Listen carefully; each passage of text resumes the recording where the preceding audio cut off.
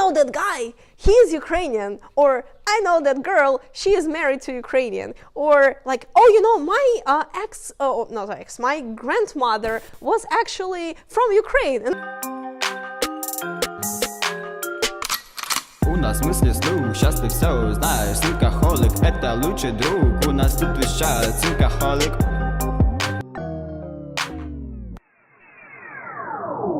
Okay, United States. Why United States and how United States is different? That's a great question. I'm sure you heard that everybody say that United States is the country of opportunities. And this is very, very much true. So when you come to United States, you understand how the world is bigger, and specifically a business world, because the mentality of people in United States is very different. Our countries, we were raised, especially my generation and my parents' generation, we were raised in a communist or post-communist environment. So people had to stay the same and keep the same and be normal. Like stay normal. In the United States, it's different. It's work for your dreams. Everything is possible. There are no limits in the world, and you can achieve whatever you want. And you hear this from a very early age. So imagine when you grow up and you are told that you want to sell something, you want to sell socks, go and sell socks. You want to sell lemonade, go sell lemonade. And kids are encouraged from a very early age to experiment and to learn soft skills.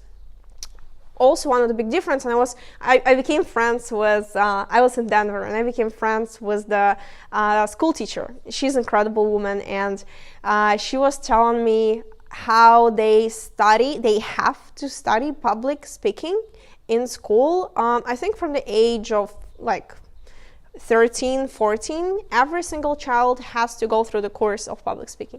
And imagine us, like our schools, right? And I'm not talking about university, slightly better in university. But in school, you don't know how to present yourself. And imagine when you grow up with that skill of presenting yourself. So that's why when you come to the United States, you see how people talk all the time. They talk about their ideas, about their projects. It's very easy to start a conversation on the street. People are very, very social. And it gives you so much opportunity. It literally opens the door. Because if you want to start something, as we talked today in our lecture, if you want to start something, if you want to create something, you need to inspire and enroll people in your vision. So I would say communication and soft skills and amount of opportunities and encouragement, that's one of the biggest difference and something very attractive about United States. Difficulties, oh my God, this is my favorite story. Difficulties when you arrive to United States. So I arrived to San Francisco, the most expensive city of United States, and one of the top 3, the most expensive cities in the world.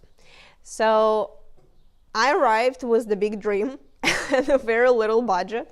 I had about $3,000 a month for everything with my ex-husband at the time. And we knew that it's kind of not enough for living in San Francisco, but I was very optimistic. He was cautious, and I was like, we're gonna make it. Like, we got this. So we had to eat rice with canned tuna for 3 months every single day. Since then, I can't eat rice with tuna at all.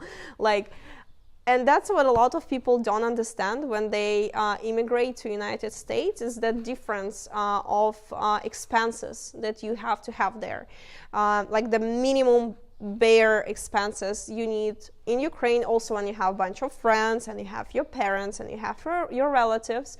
And when you're all by yourself in a new country, the thing you need to be aware of is the amount of expenses you're gonna need. Second thing is, of course, language. When you arrive, and my English, I was understanding pretty well, but I wasn't speaking freely. I kind of had a little of barrier, and my vocabulary was not full. So you still find it difficult to express yourself in a way, I felt like I'm a 5-year-old child. Like, I know how I would say it in Russian, and I know how complex my sentence would be, and in English it's just like, blah. And you're like, and that's it. So communication, like, that's a little bit of a barrier if you never lived abroad. Difficulties, what else? You don't know anybody, and if you're not a professional networker, as some people in this room, is hard to build your tribe, especially when you had friends and you had a lot of support. And when I arrived, I knew 5 people, and I realized that I need to craft piece by piece my new community, because in Ukraine I knew everybody. I was evangelist of startup movement in Ukraine. I was organizing events for 300 people, 500 people. So I was so connected, and I had so much support from the people here. Then when I arrived there, I was like, oh, I'm actually nobody here. And that's another thing. It's another big difficulty. Immigrating into the new country, and especially if you immigrate into California, the place of the most talented people, it's a huge strike on your ego, because you were somebody somewhere, you've built yourself there, and whatever you do when you immigrate into the new place, you have to start from the scratch. And emotionally and mentally, you have to be ready to become nobody, to become somebody again, and build your reputation, build your community, build your business, whatever it is you're building, it's gonna be, again, from the base. And a lot of people are not ready for it. They come with like a crown, and they think they're gonna be as famous or as successful as they were in the previous space. Adapting, I would say the last one would be adapting to mentality. When I left, and still, honestly, still, sometimes in US you feel lonely, because even though there are so many people, so many different cultures, and people are very social and amazing, and I have incredible friends, but sometimes you feel like there is not enough depth of friendship, and it specifically when it comes to people who are original to US. And it's specifically common for California, because California is the place where people come and go. Like, they come build business, leave, come and build dream, or come and study and leave. So nobody really invests a lot of time and effort into the relationship. And when I think about Ukraine, I always think about it as the place with a lot of very kind and such a warm hearts, like such a beautiful, kind souls. And when you go to a different country, first of all, it takes time to find this kind of people. Second of all, it takes time and effort to build that kind of relationship. So when you immigrate, you leave behind a lot of that. You leave behind a lot of those connections and that warm, deep relationship. How many successful Ukrainians do I know in the US? Well, first of all, every single person I meet in the United States, when I tell them that I'm Ukrainian, they're like, I know that guy, he is Ukrainian, or I know that girl, she is married to Ukrainian, or like, oh, you know, my grandmother was actually from Ukraine. And I'm like, isn't Ukrainians like everywhere? Are we populated all Earth somehow? So I don't know how, but really it's a lot of people from Ukraine around the world. And I meet all the time, and Ukrainians are kind of famous, I would say, in a great way, and it was a big surprise for me. And it was not to get political. I love culture. I don't like politics.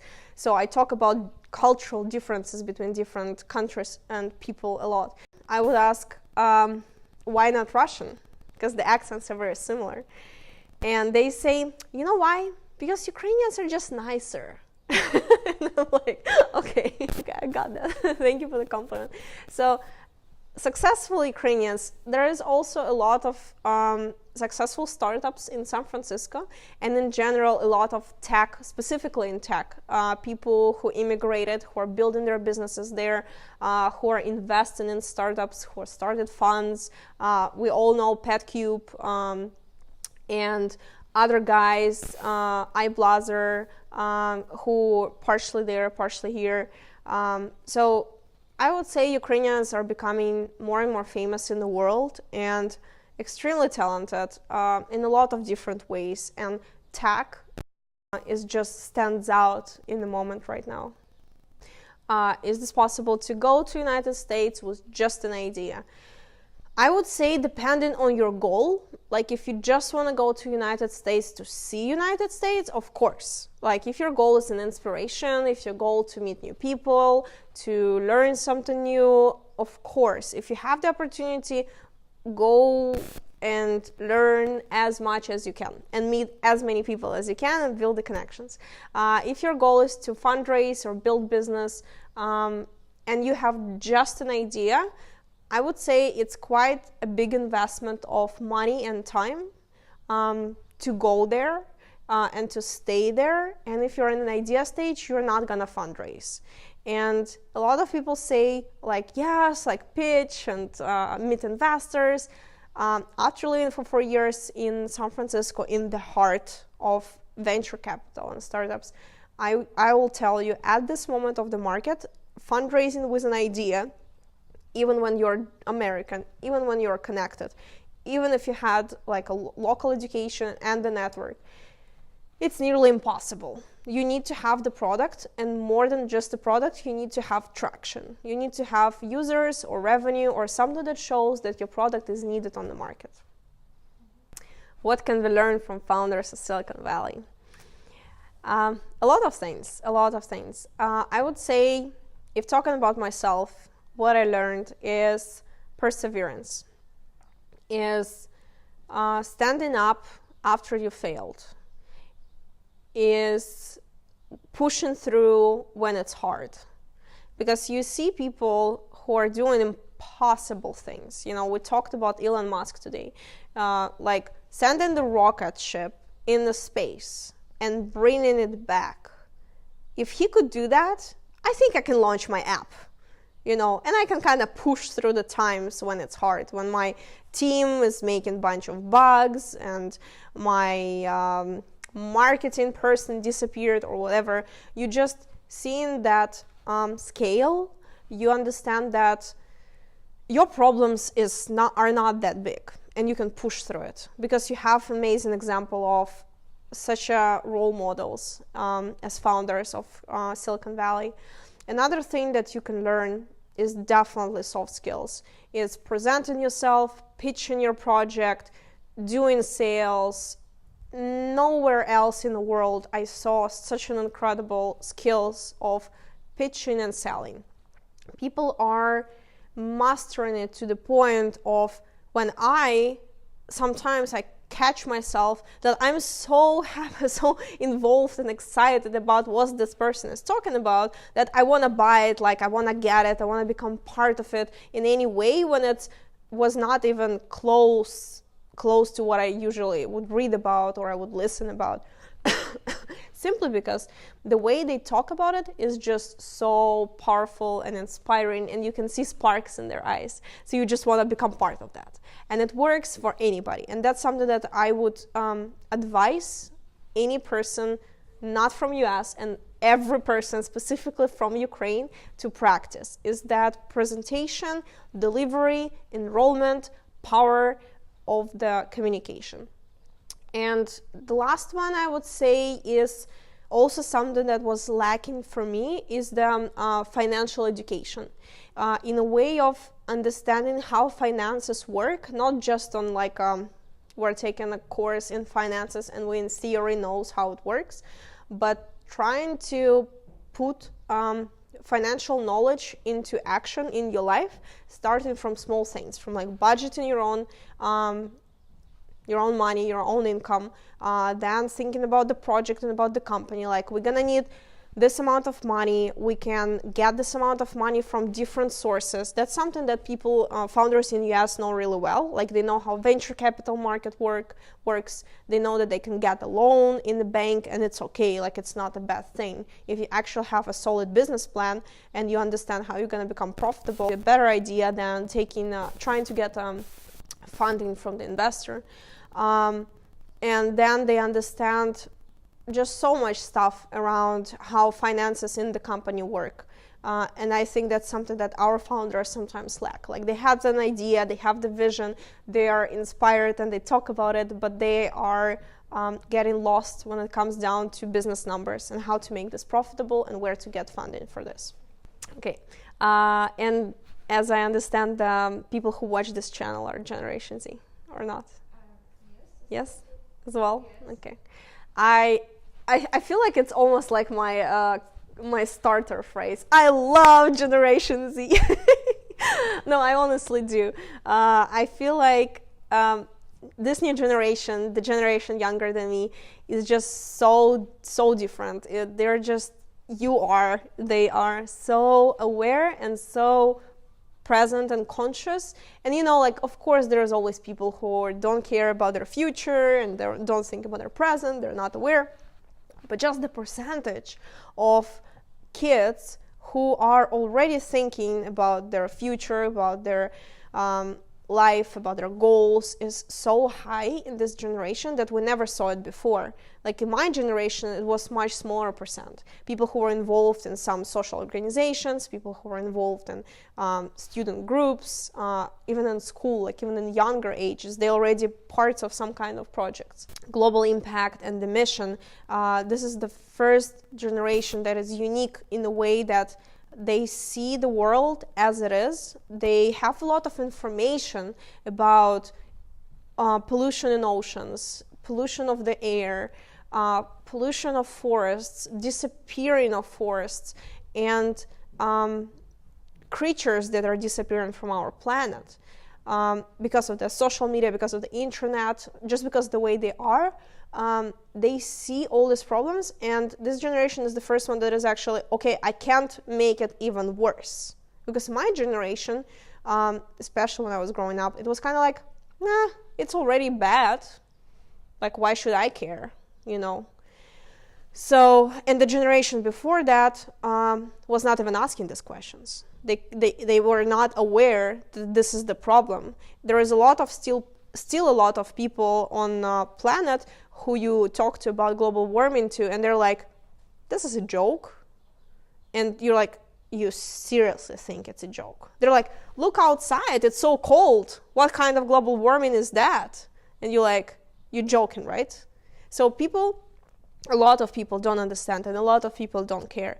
And this is the first generation that genuinely cares, from what numbers shows and from what I personally see.